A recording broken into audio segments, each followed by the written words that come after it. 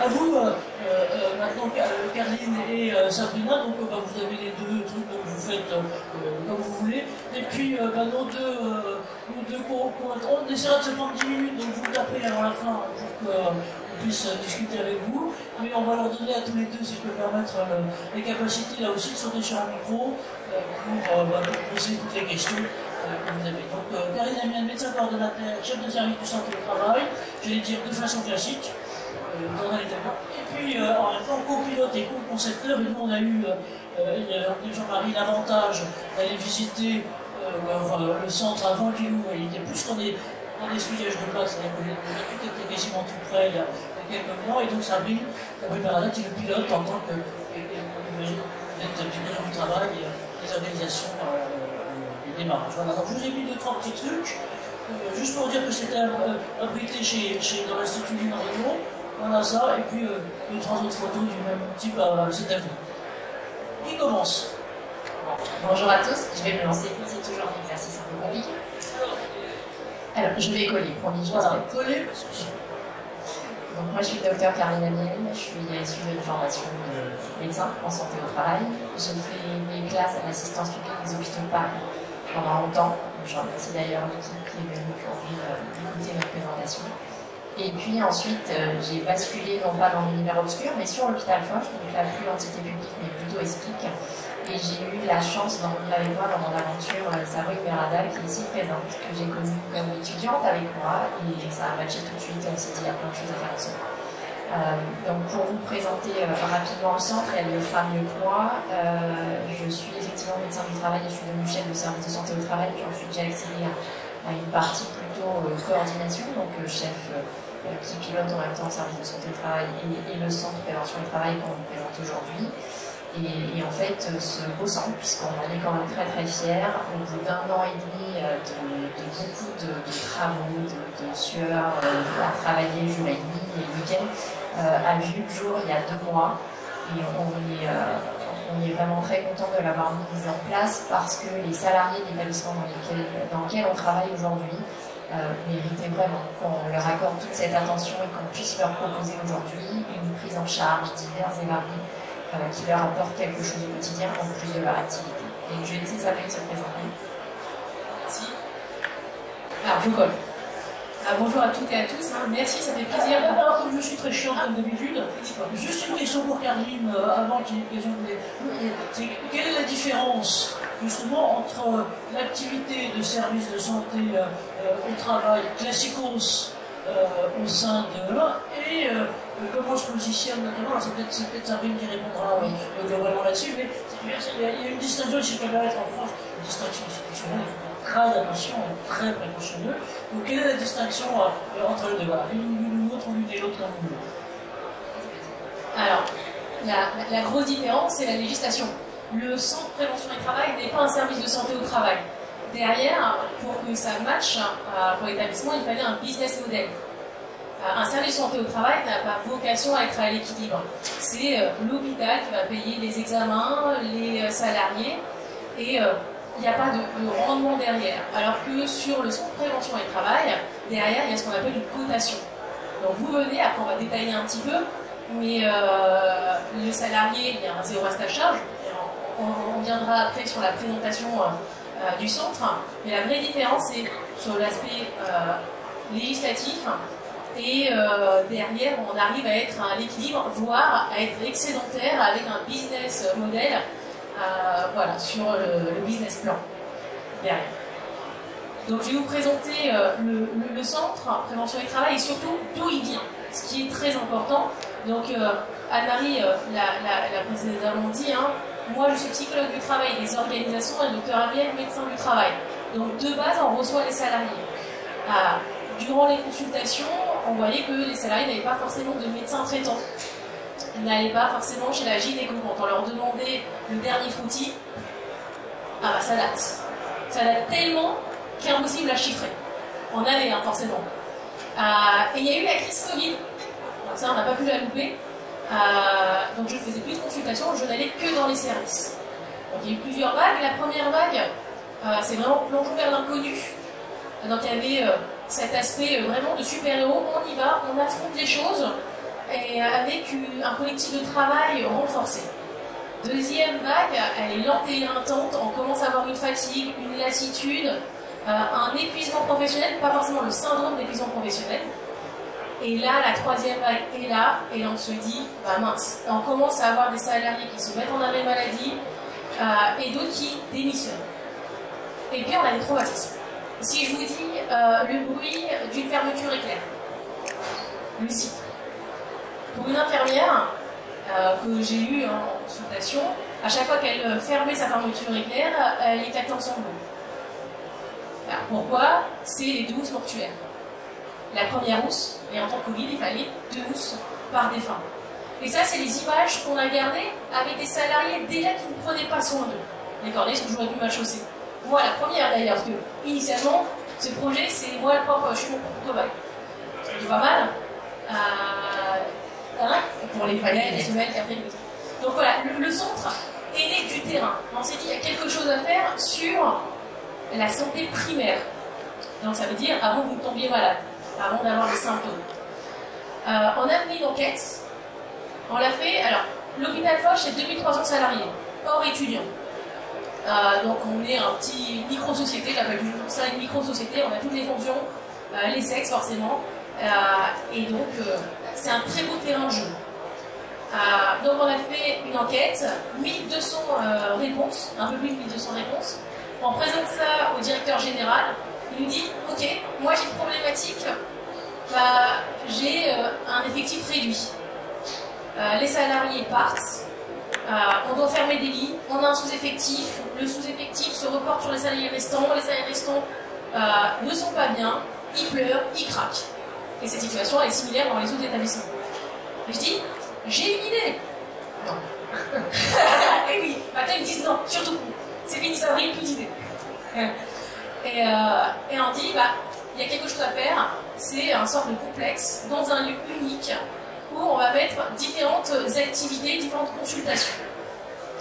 Il dit ok, faites-moi un business plan. On est tous les deux, médecin du travail, psy du travail, business plan, je tape sur internet, on regarde, on dit ok, on achète des bouquins, on arrive à la rentrée, on passe l'été ensemble pour trouver qu'est-ce que c'est qu'un business plan alimenté. Et en septembre, on lui présente le projet, je dis mais non, c'est qu'une idée. Et c'est vrai que c'est qu'une idée, et après on a monté le projet. Alors, le centre est quoi aujourd'hui?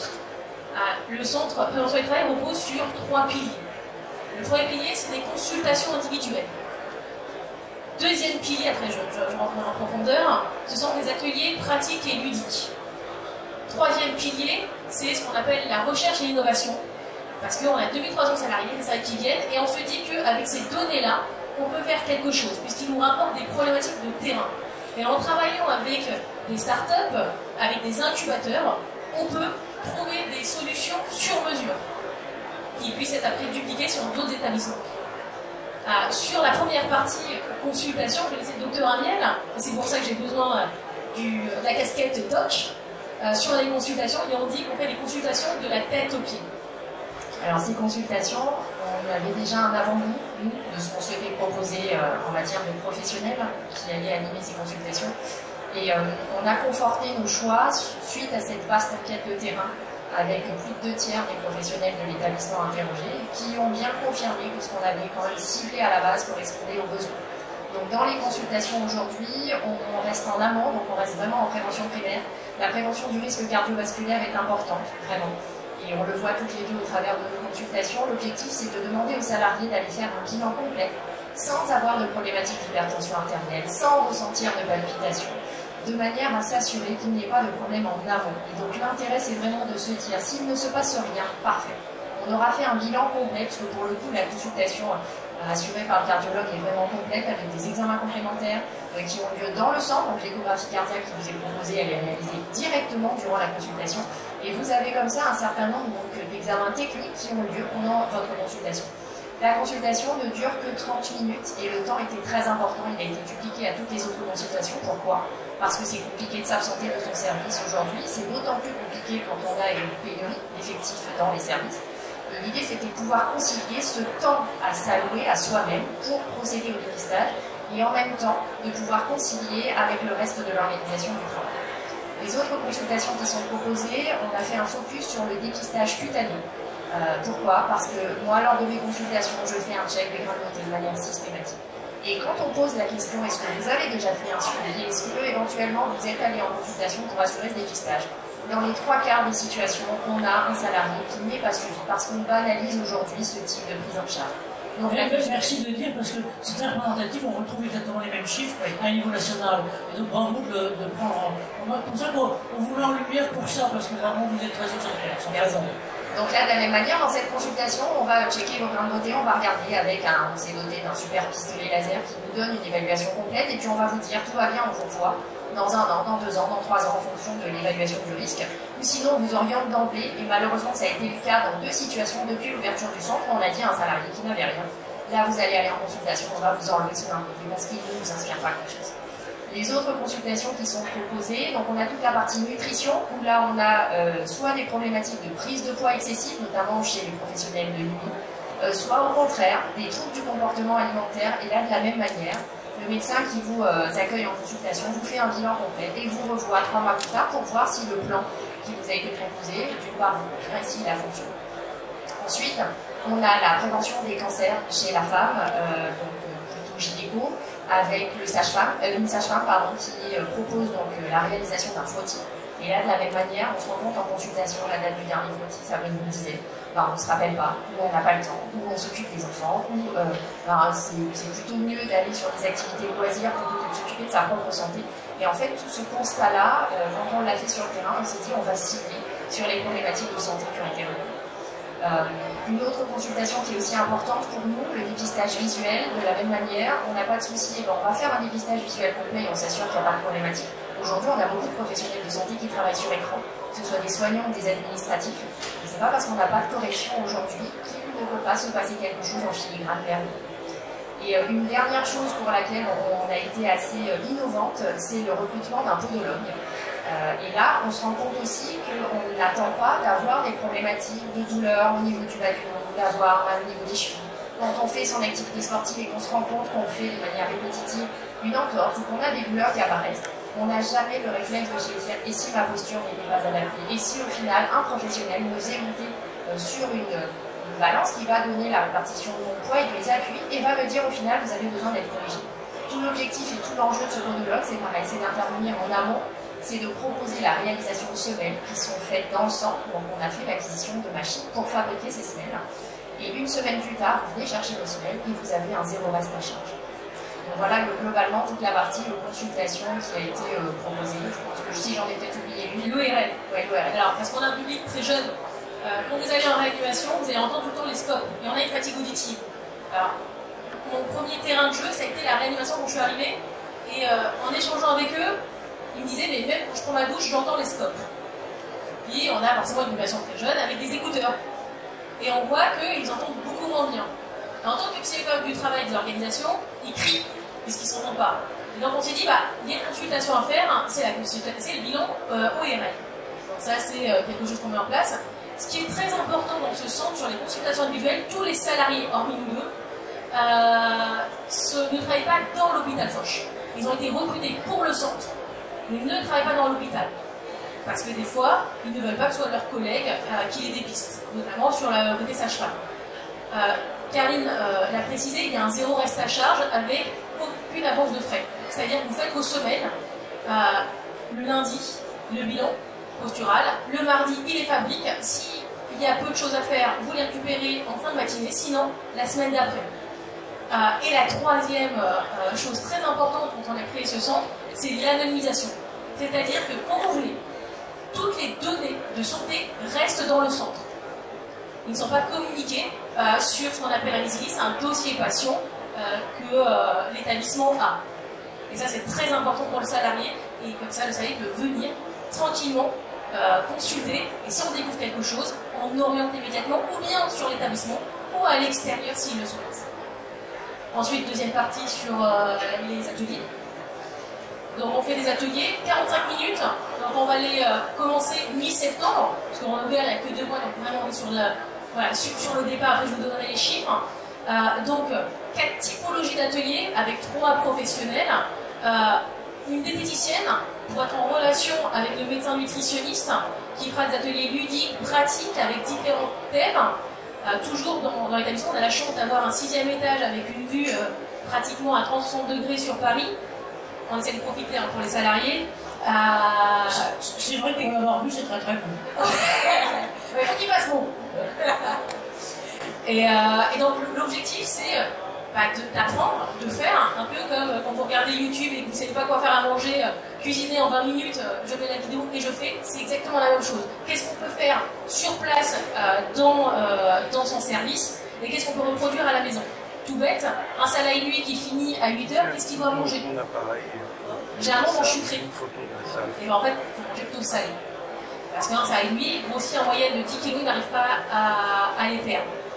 Deuxième atelier, c'est là où j'ai un peu plus de mal, c'est l'atelier avec un chiropracteur pour tout ce qui est troubles musculo-squelettiques et qui apprendra aux salariés de l'automassage et de la bonne pratique. Et troisième intervenante, c'est une psychologue, forcément, c'est un peu mon dada, qui fera 2 thématiques là-dessus. Une sur le vécu au travail, les risques psychosociaux qui sont en émergence, mais depuis déjà plus de 15 ans, mais dans lequel il faut vraiment être, c'est préoccupant aujourd'hui, que ce soit au milieu hospitalier ou dans le monde du travail en général.